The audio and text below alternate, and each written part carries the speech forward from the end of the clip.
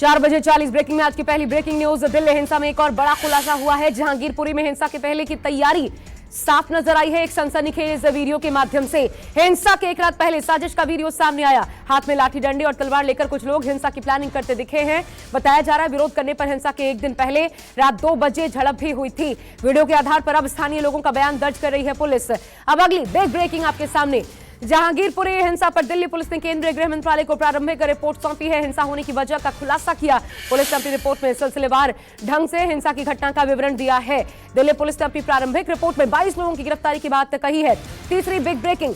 Delhi police के special commissioner Dipendra पाठक आज जहांगीरपुरी में हालात का जायजा लेने पहुंचे। दीपेंद्र पाठक ने कहा पीएफआई एंगल से भी जांच की जाएगी और बांग्लादेशी एंगल से भी। दीपेंद्र पाठक ने कहा जांच के बाद जो भी दोषी होगा उस पर एक्शन लिया जाएगा। चौथी ब्रेकिंग न्यूज। दिल्ली के जहांगीरपुरी हिंसा में फायरिंग के आरोपी सोनू चिकना की रोहिणी कोर्ट में पेशी। कोर्ट में पेशी के लिए निकली दिल्ली पुलिस। सोनू चिकना की रिमांड ले सकती है पुलिस। जहांगीरपुरी हिंसा के बाद से ही फरार चल रहा था सोनू।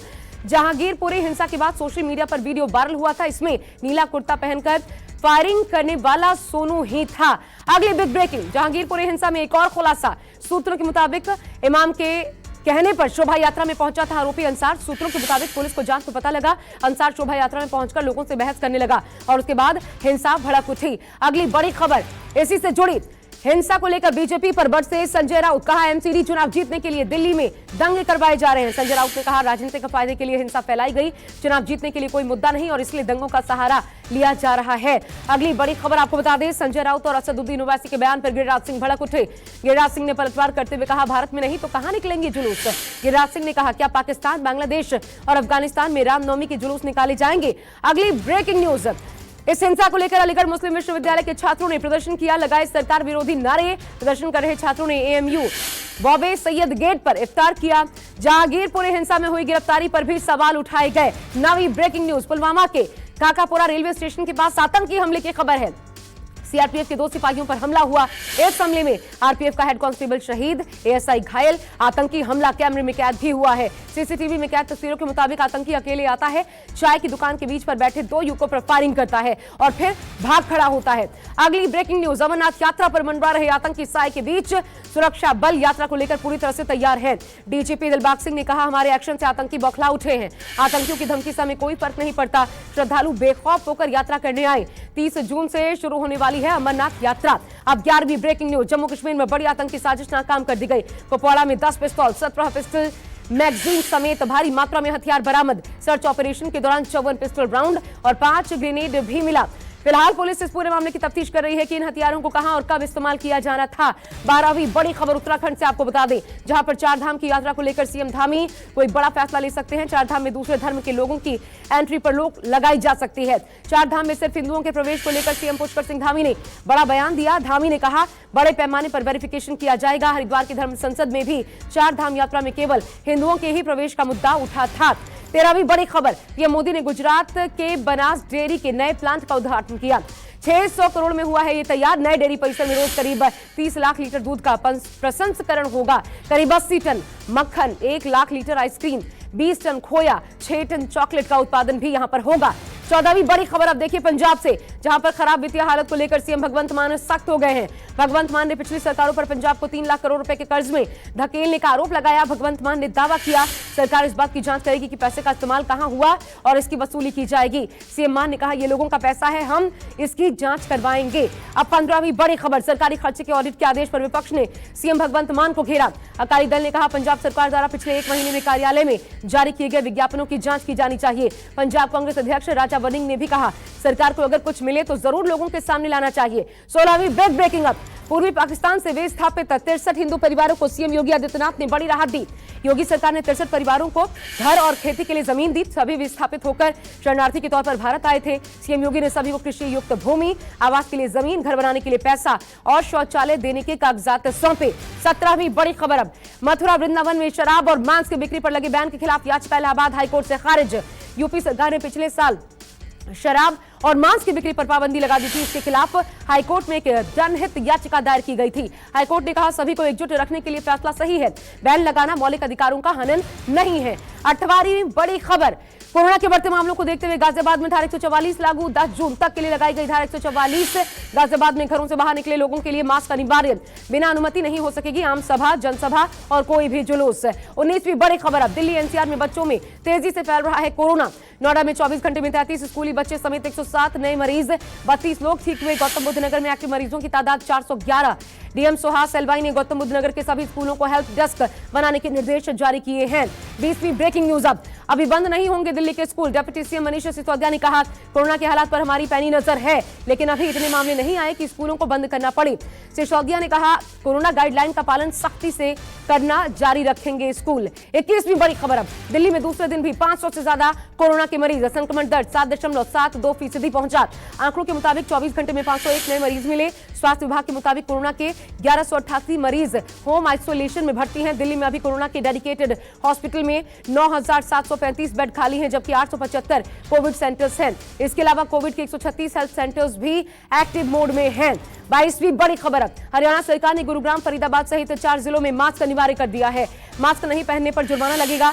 यूपी सरकार ने भी लखनऊ, एनसीआर के 6 जिलों में सार्वजनिक स्थानों पर मास्क पहनना अनिवार्य किया। कोरोना के बढ़ते मामलों के बाद सरकार ने यह अहम फैसला लिया है। अब अगली ब्रेकिंग न्यूज आपको बता दें, यूपी सरकार का एक और बड़ा फैसला, कोरोना पॉजिटिव कर्मचारियों को मिलेगी 1 महीने की छुट्टी।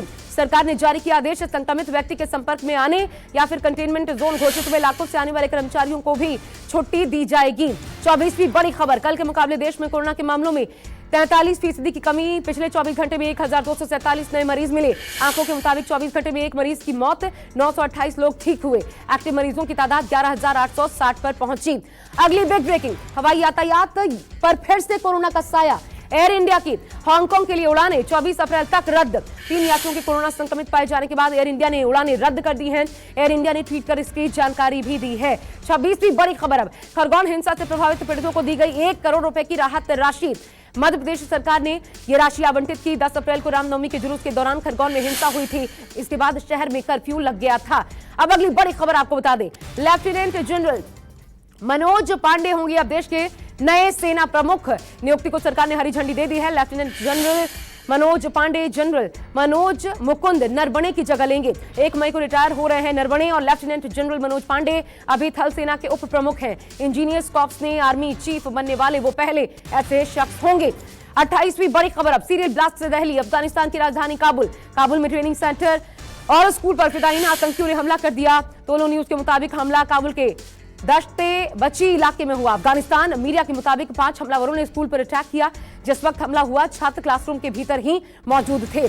अब अगली बिग ब्रेकिंग 29वीं आपकी स्क्रीन पर, अफगानिस्तान सीरियल ब्लास्ट में 6 बच्चों की मौत हुई है, जबकि 2 दर्जन से ज्यादा बच्चे घायल। टोलो न्यूज के मुताबिक एक विस्फोट मुमताज ट्रेनिंग सेंटर के पास हुआ। दूसरा धमाका अब्दुल रहमी शहीद हाई स्कूल के सामने हुआ। अफगानिस्तान के गृह मंत्रालय ने कहा है कि विस्फोटों की जांच जारी है। माना जा रहा है यह धमाका हजारा समुदाय के लोगों को निशाना बनाकर किया गया। 30वीं बिग ब्रेकिंग, अब यूक्रेन के अज़ोवस्ताल प्लांट पर रूसी हमले में प्लांट को भारी नुकसान पहुंचा। प्लांट में तैनात यूक्रेनी सेना को सरेंडर करने की चेतावनी भी दी गई।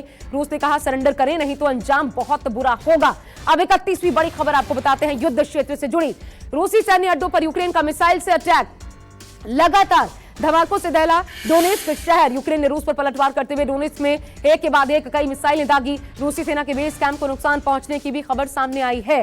32वीं ब्रेकिंग न्यूज, अब खार्किव में रूस ने बड़ा हमला किया। मिसाइल से बनाया इमारत को निशाना। हमले में इमारत तबाह हो गई। धमाके के बाद से पूरे इलाके में धुआं फैल गया।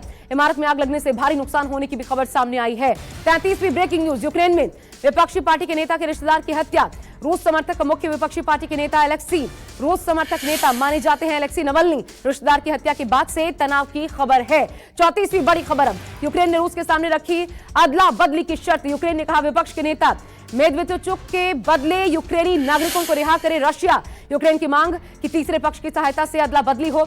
विक्टर पुतिन के करीबी माने जाते हैं। अब अगली बड़ी खबर आपको बता दें, यूक्रेन के राष्ट्रपति ज़ेलेंस्की ने दावा किया डोनबास इलाके में रूसी हमले तेज हुए। ज़ेलेंस्की ने कहा कीव के इलाके से पीछे हटने के बाद रूस ने दक्षिण की तरफ अपनी सेना का फोकस बढ़ा दिया है। 36वीं बिग ब्रेकिंग, अब यूक्रेन का दौरा नहीं करेंगे बाइडेन। बड़ी खबर आज सामने आई। व्हाइट हाउस का बाइडेन के दौरे से इनकार सामने आया है। बाइडेन की कीव जाने की खबरें थी। हालांकि अमेरिकी अधिकारियों का प्रतिनिधिमंडल यूक्रेन भेजा जा सकता है ताकि हालात का सही तरीके से जायजा लिया जा सके। अब अगली बिग ब्रेकिंग, रशिया यूक्रेन युद्ध के बीच उत्तर कोरिया ने अमेरिका की टेंशन बढ़ा दी है। उत्तर कोरिया ने सबसे लंबी दूरी तय करने वाले मिसाइल का परीक्षण किया। उत्तर कोरिया इसी साल 3 महीने के अंदर ही 13 हथियारों का परीक्षण कर चुका है। मिसाइल परीक्षण पर अमेरिका ने कहा नॉर्थ कोरिया तनाव बढ़ाने वाली कार्रवाई कर रहा है। और तीसरी बड़ी खबर अब देखिए, वाराणसी में जमीन के विवाद में खूनी संघर्ष, दोनों पक्षों में जमकर मारपीट, 6 से ज्यादा लोग घायल हुए। 2 की हालत गंभीर। मौके पर पहुंची पुलिस ने घायलों को अस्पताल में भर्ती करवाया। दोनों पक्षों से पूछताछ कर आगे की कार्रवाई में पुलिस जुटी है। 39वीं बड़ी खबर, देवरिया में शादी समारोह से लौट रही कार को तेज रफ्तार बस ने टक्कर मार दी। हादसे में 6 लोगों की मौत, कई लोग गंभीर रूप से जख्मी। हादसे में कार के परखच्चे उड़ गए, बस भी पलट गई। मौके पर पहुंची पुलिस ने रेस्क्यू कर घायलों को अस्पताल पहुंचाया। अब 4 बजे की अंतिम 40वीं बिग ब्रेकिंग आपके सामने। दिल्ली एनसीआर के लोगों को चिलचिलाती गर्मी से जल्द राहत मिल सकती है। दिल्ली में आज अधिकतम तापमान 41 डिग्री सेल्सियस है, पर मौसम विभाग के अनुमान के मुताबिक दिल्ली समेत कई जगह कल से मौसम में बदलाव होगा। मौसम विभाग ने दिल्ली और यूपी में 22 अप्रैल तक बारिश होने की संभावना भी जताई है। 2 दिन की बारिश के बाद तापमान में हल्की गिरावट दर्ज की जाएगी।